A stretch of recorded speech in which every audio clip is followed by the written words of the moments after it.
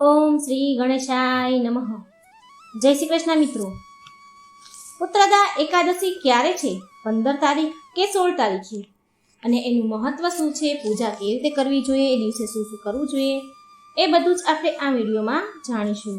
કેટલી પવિત્ર એકાદશી છે આ વાર્તા સાંભળવા માત્રથી શું પુણ્ય ફળ મળે છે એ બધું જ આપણે આ વાર્તામાં સાંભળીશું.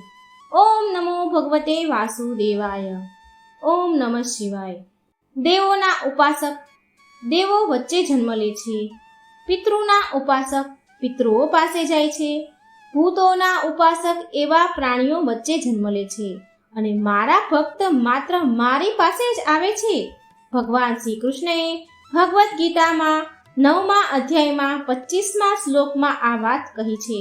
જે વ્યક્તિ સાચા ભાવથી શુદ્ધ હૃદયથી મારી ભક્તિ કરે છે, મારી આરાધના કરે છે, એ અવશ્ય મારા શરણમાં આવે છે.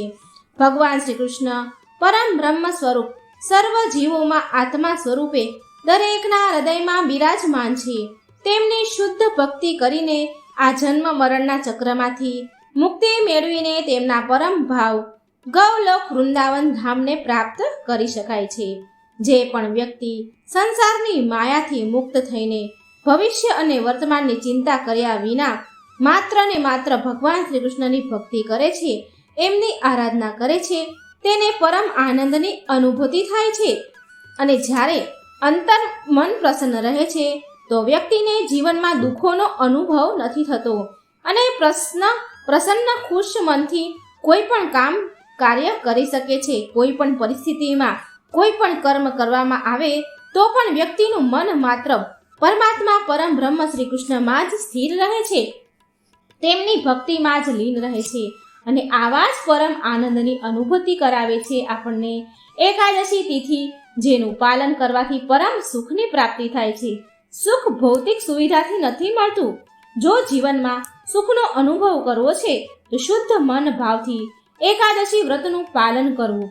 આ એકાદશીના પાલન શ્રી ભગવાન શ્રી કૃષ્ણ પાલન કરવાથી ભગવાન શ્રી કૃષ્ણ જરૂર પ્રસન્ન થાય છે. અને આ જન્મમાં તો સુખ મળે જ છે, પરંતુ મૃત્યુ બાદ પણ પરમ આધ્યાત્મિક જગતની પ્રાપ્તિ થાય છે, ભગવાનના શરણો પ્રાપ્ત થાય છે. તો આવી જ પુણ્યફળ પ્રદાન કરનારી એકાદશીની તિથિનું આગમન થઈ રહ્યું છે. અને આ એકાદશી તિથિ છે શ્રાવણ માસની સુદ પક્ષમાં આવતી પુત્રદા એકાદશી. આ એકાદશીને પવિત્રા એકાદશી પણ કહેવાય છે. અને આ એકાદશી તિથિ છે 16 ઓગસ્ટ 2024 શુક્રવારના દિવસે. આ દિવસે બ્રહ્મ મુહૂર્તનો સમય છે 4:17 થી વહેલી સવારે, અને સૂર્યોદય થશે 5:53 અને પારણાનો સમય છે, એકાદશીના પારણા કરવાનો સમય બીજા દિવસે દ્વાદશીના દિવસે 17 ઓગસ્ટ 2024 શનિવારના દિવસે સવારે વહેલા 5:54 થી લઈને 8:08 સુધીનો પારણા કરવાનો સમય છે. આ સમયમાં મિત્રો પારણા જરૂર કરી લેવા જોઈએ, કારણ કે વ્રતનો જ્યારે આપણે સંકલ્પ કરીએ છીએ તો વ્રતને પૂર્ણ કરવાનું પણ વિધાન છે. પારણા જરૂર કરવા જોઈએ. પારણા કરવાથી આપણને પૂરેપૂરું એકાદશીનું ફળ મળે છે. અને આ વિશે ભગવાન શ્રી કૃષ્ણએ એક કુંભારને પણ કથા સંભળાવી હતી. તમે મારી ચેનલમાં જઈને એ કથા દ્વાદશીની કથા સાંભળી શકો છો. એકાદશી તિથિની શરૂઆત તો થઈ રહી છે 15 ઓગસ્ટ 2024 ગુરુવાર સવારે 10:26 અને પૂરી થશે 16 ઓગસ્ટે 2024 શુક્રવાર સવારે 9:39. પણ આપણે જાણીએ છીએ કે આપણા વૈદિક કેલેન્ડર અનુસાર કોઈ પણ તિથિ સૂર્યોદયના અનુસાર નિર્ધારિત કરવામાં આવે છે. માટે આપણે એકાદશીનું પાલન એ દિવસે કરીએ છીએ જ્યારે સૂર્યોદયના સમયે એકાદશીની તિથિ ઉપસ્થિત હોય. અને આ જ કારણથી 15 ઓગસ્ટે શરૂ થનારી એકાદશીનું પાલન આ વખતે આપણે કરીશું 16 ઓગસ્ટે, કેમ કે 16 ઓગસ્ટ શુક્રવારે એકાદશીની તિથિ સૂર્યોદયના સમયે ઉપસ્થિત રહે છે. શ્રાવણ માસમાં આવનારી આ એ જ પવિત્ર એકાદશી છે જે દિવસે ભગવાન શ્રી કૃષ્ણની હિંડોળા યાત્રા શરૂ થાય છે. ઇસ્કોનના બધા જ મંદિરમાં અને અન્ય મંદિરોમાં આ સમયે હિંડોળા ઝૂલવામાં આવે છે. ભગવાનને હિંડોળે ઝૂલાવવામાં આવે છે. ઇસ્કોનમાં ઝૂલન યાત્રા એકાદશીથી આરંભ થઈને બલરામ પૂર્ણિમા સુધી 5 દિવસ સુધી મનાવવામાં આવે છે. અને અંતિમ દિવસે બલરામજીના આવિર્ભાવ મનાવવામાં આવે છે. આ એકાદશીને એટલા માટે પણ મહત્વપૂર્ણ માનવામાં આવી છે કેમ કે આ ચાતુર્માસનો અત્યંત પવિત્ર શ્રાવણ માસમાં આવે છે અને આ સમયમાં કરવામાં આવેલા કોઈ પણ ધાર્મિક કાર્ય, જપ, તપ અને દાન કરનારને વ્યક્તિને આ જપ, તપ, દાન કરનાર વ્યક્તિને અનેક ગણું ફળ પ્રદાન કરે છે. જે પણ વ્યક્તિ નિષ્ઠાપૂર્વક એકાદશીનું પાલન કરવા માંગે છે તેણે બ્રહ્મ મુહૂર્તમાં ઉઠવું જોઈએ. સ્નાન વગેરેથી સ્વચ્છ થઈને ભગવાન શ્રી કૃષ્ણની મંગળા આરતી કરવી અથવા તો આસપાસના મંદિરોમાં જઈને આરતીના દર્શન કરવા, અને જો એ પણ ન સંભવ હોય, ન થઈ શકે તો ફોનમાં ઓનલાઈન જ મંગળા આરતીના દર્શન કરી શકાય છે. ત્યાર પછી ઘરમાં તુલસીજી પાસે બેસીને બની શકે તો ઘીનો દીવો કરી અને મહામંત્રના જાપ કરવા. માં તુલસીને દીવો કરવો અને મંત્રના જાપ કરવા. આ મંત્ર છે હરે કૃષ્ણ કૃષ્ણ કૃષ્ણ હરે હરે, હરે રામ રામ રામ હરે હરે. એકાદશીના દિવસે ઉપવાસનું પાલન કરવું જોઈએ. આનો મતલબ એ છે કે આ દિવસે કોઈ પણ પ્રકારનું અન્ન ભોજન કરવું નહીં. ભગવાન વિષ્ણુની કે ભગવાન વિષ્ણુના કોઈ પણ અવતારની મૂર્તિ કે ફોટો છે તો એનું આપણે પૂજન આ દિવસે કરવું જોઈએ અને વ્રતનો સંકલ્પ કરવો જોઈએ. જો જરૂર પડે તો દૂધ, ફળ, કંદમૂળ કે એકાદશી પ્રસાદ પણ લઈ શકાય છે. આ દિવસે વધારે ને વધારે હરિકથા, ભગવાનની કથાઓ, વાર્તાઓ વાંચો. બીજા દિવસે દ્વાદશીના દિવસે પારણા કરવાના નિર્ધારિત સમયમાં જે બતાવ્યો છે એ પ્રમાણે ભગવાનને અન્નનો પ્રસાદ ધરાવો. શક્ય હોય તો બ્રાહ્મણને પણ પ્રસાદ આપો અને ક્ષમતા અનુસાર કંઈ ને કંઈ તમારી જે શક્તિ છે, જે યથાશક્તિ હોય એ પ્રમાણે દાન જરૂર કરવું જોઈએ.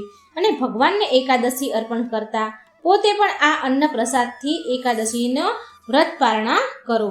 એકાદશી વ્રતનો મહિમા એટલો બધો છે કે એમની ગણના કરવી અશક્ય છે. આ એક એવું વ્રત છે જેનું નિયમપૂર્વક પાલન કરવાથી બધા જ વ્રતો અને ઉપવાસોનું ફળ એની જાતે જ મળી જાય છે. જો તમે ચાતુર્માસનું પાલન કરી રહ્યા છો તો આ એકાદશી તમારા માટે સૌથી મહત્વપૂર્ણ છે અને તમે તમારા આધ્યાત્મિક કાર્યને અનેક ગણો વધારી શકો છો. જો તમે સંપૂર્ણ ચાતુર્માસનું પાલન નથી કરી રહ્યા તો તમારે ચાતુર્માસમાં આવવાવાળી તિથિ, પ્રત્યેક એકાદશી તિથિનું નિયમપૂર્વક પાલન જરૂર કરવું જોઈએ. આમ કરવાથી ભગવાનની વિશેષ કૃપા તમને મળે છે.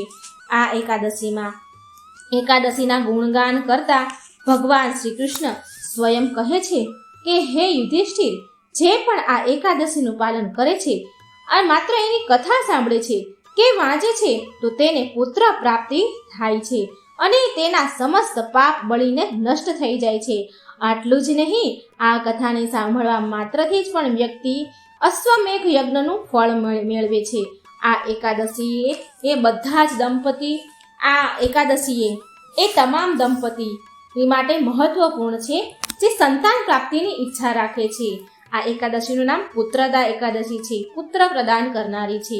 અને વિશેષ રૂપે આ એકાદશીનું શ્રદ્ધા અને નિયમપૂર્વક પાલન કરવું જોઈએ.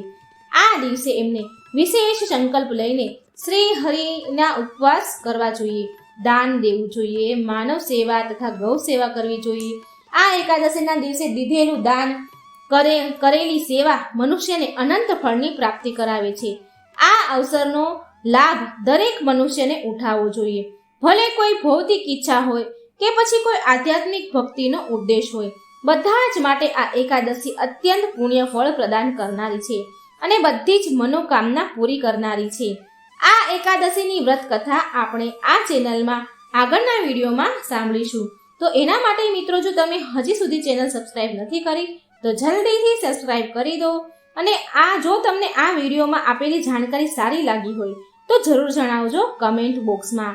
અને બીજાને પણ આ શેર કરજો વિડીયો, કારણ કે બીજાને પણ આ એકાદશીનો મહિમા, મહત્વ સાંભળે અને એને લાભ મળે અને આપણને પુણ્ય મળે. તો મિત્રો, વાર્તા સારી લાગે તો લાઈક કરજો, વિડીયો શેર કરજો અને આ ચેનલને સબસ્ક્રાઇબ જરૂર કરજો. જય શ્રી કૃષ્ણ. રાધે રાધે. Thank you.